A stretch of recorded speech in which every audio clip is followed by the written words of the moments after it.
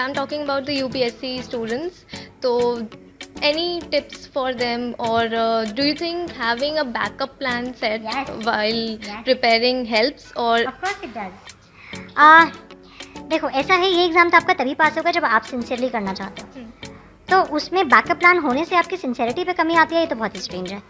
अगर आपकी सिंसियरिटी पे कमी इन चीज़ों से आ रही है, फिर आपकी सिंसियरिटी है ही नहीं, ठीक है। बट बैकअप प्लान से आपका देखो, आप अगर अपने लिए अच्छा प्लान नहीं बना सकते हो तो आप देश के लिए कैसे बनाओगे। और अपने लिए अच्छा प्लान बनाने का मतलब ये होता है कि you should always have alternate plan A B C ready, because not everything works out just because you wanted to. ये प्लान में सिर्फ आप पार्टिसिपेंट नहीं हो, 10 लाख और बच्चे भी हैं, ठीक है। प्लस क्वेश्चन पेपर है, a lot of things are a participant in this whole process. आप दूसरों की गारंटी कैसे ले सकते हो, आप सिर्फ अपना कह सकते हो। और अपनी परफॉर्मेंस के लिए आपको गारंटी है, तभी आप ये एग्ज़ाम देने भी बैठे हो। अगर आपको अपनी परफॉर्मेंस पे ही भरोसा नहीं है तो आप एग्ज़ाम दोगे क्यों। And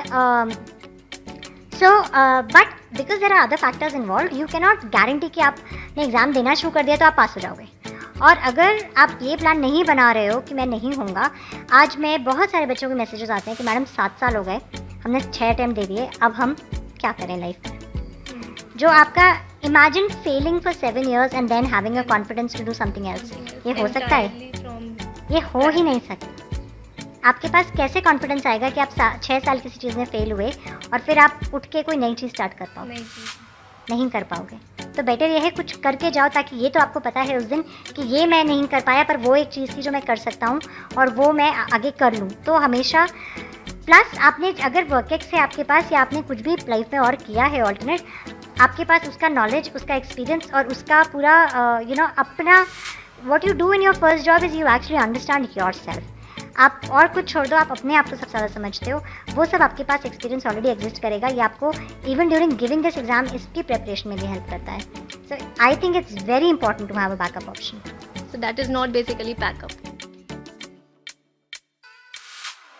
A few days back I was in conversation with UPSC topper Ira Singhal, and उन्होंने बोला कि इस लाइन में पेशेंस बहुत इम्पोर्टेंट है।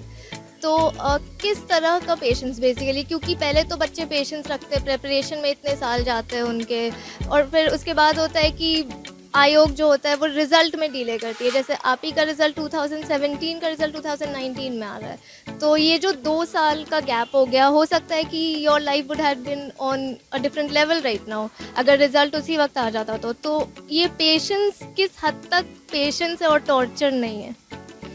पेशेंस की सबसे बड़ा इशू तब आता है, सपोज कर लीजिए कोई कैंडिडेट है, वो ओवर कॉन्फिडेंट है, he thinks himself super intelligent, और उसका दो बार सपोज कर लीजिए प्रीलिम्स में नहीं हुआ, ही शैटर्ड। मेरे साथ के बहुत सारे लोग हैं जिनका 1 या 2 प्रीलिम्स में नहीं हुआ तो उन्होंने पूरा टारगेट ही चेंज कर लिया, they have gone for clerical post. तो पेशेंस का सबसे बड़ा रीज़न क्या होता है, जब हम उसके बारे में हम प्रॉपर होमवर्क करते हैं। अगर हम ये पाएंगे कि civil services is not an easy task, यहाँ पर कई बार ऐसा हो जाता है कि हमारा 1 या 2 बार ना भी निकले तो भी हमें क्या कहते हैं वहाँ पर अपना टेम्पो मेंटेन करना रहता है, और फिर यहाँ पर प्लान बी का इंपॉर्टेंस आ जाता है। यहीं पर मैं कहता हूँ, अगर आपको लगता है कि 2 या 3 साल के बाद किन्हीं कारणों से नहीं हो रहा है तो you can go for the backup पे जाने से सबसे बड़ा फ़ायदा हमें क्या होता है कि इकोनॉमिक सिक्योरिटी हो जाती है। From last 3 years I am totally economically independent. तो आपके माइंड से स्ट्रेस चला जाता है, आप 2-3 फॉर्म और भरते हैं, वो मिनिमाइज हो जाता है। You take 1 job and then you prepare for your plan A. तो प्लान बी का इंपॉर्टेंस है, और फैक्चुअल हमें उसके बारे में प्रिसाइज इन्फॉर्मेशन होना चाहिए। ये नहीं कि सुपर कॉन्फिडेंट कि 2 साल में मुझे एकदम निकाल देना है किसी भी तरह। इट मे टेक 3 years और 4 years, but definitely one day you will succeed.